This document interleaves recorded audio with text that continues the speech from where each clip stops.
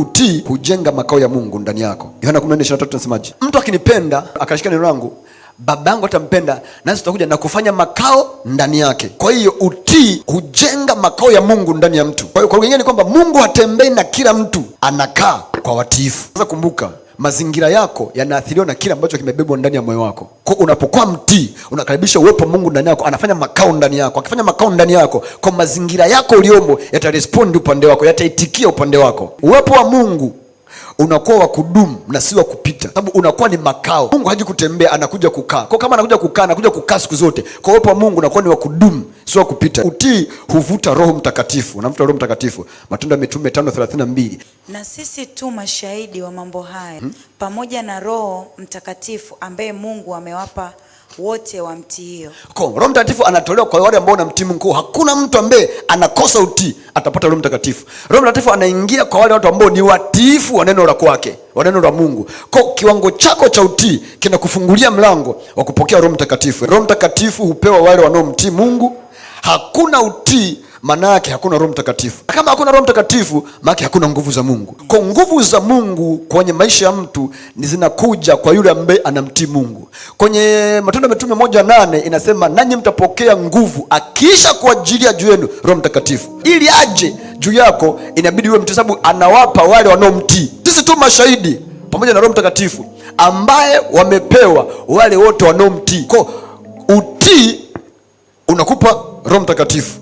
Kwa maana pia utii unakupa nguvu. Ukiondoa utii, umeondoa nguvu za Mungu. Ukiondoa utii, umeondoa Roho Mtakatifu. Kwa maana yake ni utii ni lango la nguvu za kiroho kwa mwanadamu. Hakuna mwanadamu ambaye atapokea nguvu za kiroho kama hana utii. Utii unaleta ukaribu na Mungu. Yakobo 4:8. Mkaribieni Mungu naye atawakaribia ninyi.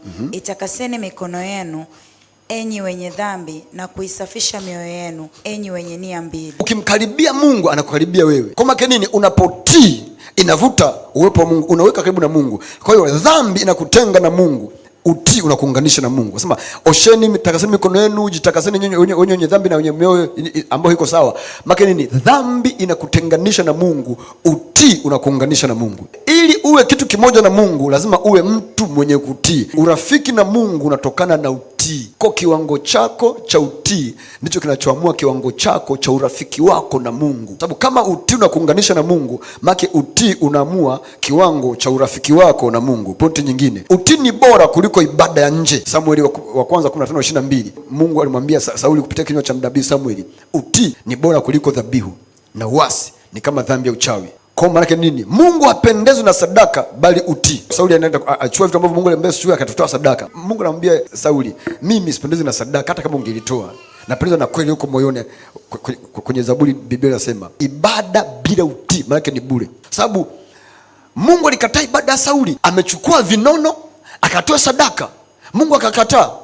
Kwa hiyo mbele za Mungu ibada sio kipaumbele, utii ni kipaumbele kwanza. Kwa unapokosa utii, ibada yako inakuwa ni bure. Kwa mtu kama hataki kuwa mtii, hakuna haja ya kuwa na ibada. Ili ibada yako iwe na maana, inabidi utii wako uwe na maana pia. Mungu hutazama moyo unaotii kuliko matendo ya nje. Mungu atazama, hanavuta na matendo ya mtu, anavuta na moyo wa mtu unaotii. Utii unaleta baraka, lakini pia inaleta uthibitisho wa uwepo wa Mungu. Kumbukumbu la Torati 28 mstari wa kwanza hadi wa pili. Na ukisoma zile zote hadi mstari wa 14 inaongelea mambo ya baraka tupu, baraka tupu, baraka tupu, baraka tupu. Zile zinakuja kama matokeo ya kutii. Kwa utii unaleta baraka na uthibitisho wa uwepo wa Mungu. Baraka humfuata mtu mtii. Mwanzo sura 26. Wakati kuna njaa kali, watu wanakimbilia Misri na Isaka akataka kuondoka. Mungu akamwambia usitoke hapo, baki hapo hapo. Na akampa maelekezo, panda, lima, panda. Wakati wa ukame hakuna mvua, akapanda, Biblia inasema akavuna mara 100. 100-fold. Alivuna mara 100 katikati ya ukame. Matokeo ni matokeo ya kutii. Alipotii maelekezo ya Mungu, kwa nini? Kwamba alitii neno la Mungu lilikuja kumwambia lima, panda, utavuna katikati ya ukame. Wakati wengine wote wanakimbia, yeye akamwambia baki. Alipotii akavuna mara 100 kama faida. Maana nini? Maana ni baraka inamfuata mtu ambaye anatii. Ndio maana Kumbukumbu la Torati inasema na baraka hizi zote zitakufuata na kukupata. Kiingereza kinasema shall overtake, zitakupita. Kinasema zitakupata. Lakini mstari wa kwanza inasema ikiwa utasikia kwa bidii sauti ya Bwana Mungu wako kwa bidii, ikiwa utasikia sauti ya Bwana Mungu wako kwa bidii na kufanya maagizo yake yote, baraka hizo zitakufuata na kukupata. kwa zinakufuata pale ambapo anatii. Yule ambaye anatii ndiye ambaye baraka zinamfuata. Pia uwepo wa Mungu huonekana kupitia matokeo. Utii hubeba ushuhuda wa wazi. Utii unakuweka kwenye agano na Mungu. Kutoka 19:5-6.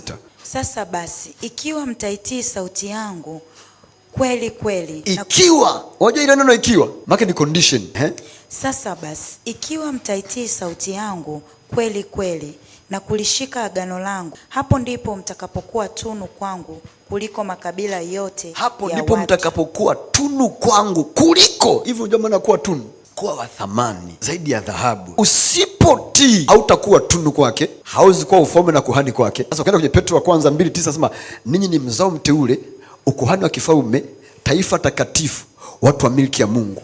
Tumewekwa ili tuzionyeshe utukufu wa Mungu. Maana lile la Petro wa kwanza 2:9 haliwezi kuwa halisi kwa mtu, wala haitakuwa ni sehemu ya mtu kama kwanza utii haupo. Sababu kwenye Kutoka 19 natuambia ikiwa mtasikia sauti yangu na kutii, ndipo mtakapokuwa tunu, mtakapokuwa uzao mteule, ndipo mtakapokuwa ukuhani wa kifalme. Maana ni ile Petro wa kwanza inakataa bila utii. Kwa watiifu huwa watu wa Mungu wa pekee, mnakuwa uzao mteule, ukuhani wa kifalme, taifa takatifu, mnakuwa peculiar people, mnakuwa wa pekee. Kwa utii unakufanya uwe wa kipekee. Anasema utakuwa tunu. Tunu maana unakuwa wa pekee mbele za Bwana. Kwa maana utii unakufanya uwe tunu kwa Mungu.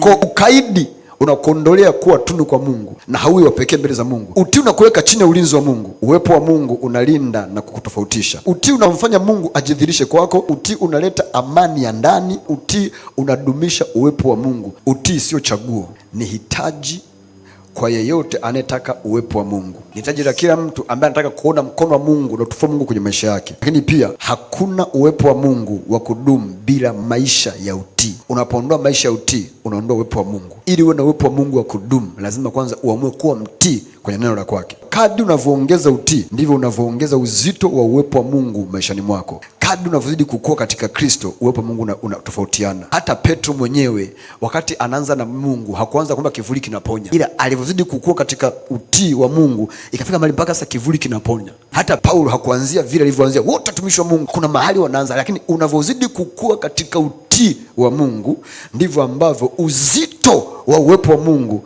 unazidi kukua na kuongezeka kwenye maisha yako.